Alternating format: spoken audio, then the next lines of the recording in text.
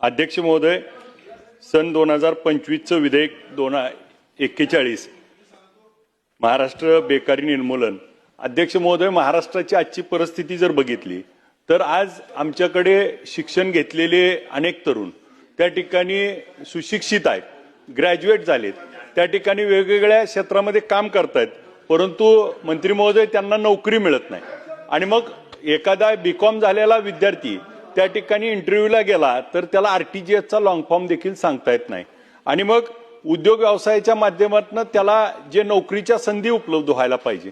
आज आमच्याकडे ग्रामीण भागाची तर अवस्था अशी आहे की आता सुधीर भाऊ, माझ्याकडे एक साखर कारखाना आहे, आमच्याकडे काही लोक येतात आणि आम्हाला काय म्हणतात की याचं लग्न होत नाही, तोपर्यंत लग्न होईपर्यंत त्याला पगार देऊ नका, परंतु त्याला कामावर ठेवा, नोकरी लागेपर्यंत, पगार लग्न होईपर्यंत, आणि लग्न झाल्यानंतर तो कुठं जातो। मग अशी जी परिस्थिती झाली आहे बेकारीची मग त्या सासऱ्यावरची किंवा त्या घरावरची परिस्थिती, मंत्री महोदय, यासाठी ग्रामीण भागातले जे उद्योग आहेत इथं स्थानिकाला नोकऱ्या मिळणं आणि त्याच्यामध्ये कलागुण असणं, त्याला आपण आत्मसात करण्यासाठी जे कौशल्य विकासच्या माध्यमातून कार्यक्रम घेतोय।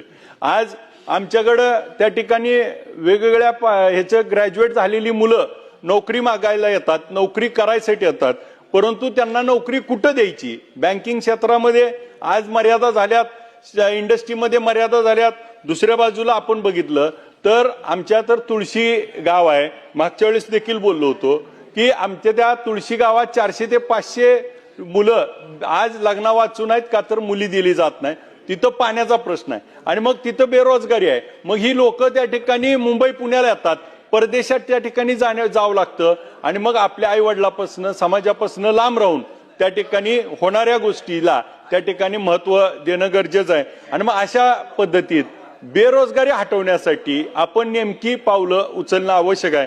आणि मग ही पावलं काय आहेत तर माझ्या त्या बाबतीतली काही सूचना आहेत। ती सूचना अशी आहे की ग्रामीण भागातली अर्थव्यवस्था मजबूत करण्यासाठी कौशल्य विकासच्या माध्यमातून, मग आता अप्रेंटिसशिपच्या माध्यमातून आपण जी योजना काढली होती, जे 6,000, 8,000, 10,000 देणार होतो, त्याच्या माध्यमातून 6 महिन्याची मुदत आपण 11 महिने केली। एसटी महामंडळामध्ये मंत्री महोदय त्या ठिकाणी मुलं आता वर्कशॉपमध्ये काम करतात आणि 11 महिन्यानंतर त्या मुलांना वाटतं की पुन्हा माझी मुदत वाढवली पाहिजे, परंतु आपण त्याला ट्रायलसाठी तिथं दिलेलं होतं। आता त्याला त्याच्या स्वतः पायावर उभा करायसाठी त्याला एकतर बँकेकडनं स्टार्टअपसाठी लोन आवश्यक आहे किंवा त्याला परमनंट जॉब असला पाहिजे, कारण 6 महिन्याचा 11 महिने आपण फक्त त्या योजनेमध्ये त्याला भत्ता देतोय, परंतु पुढं मात्र त्याला रोजगार निर्मिती होत नाही।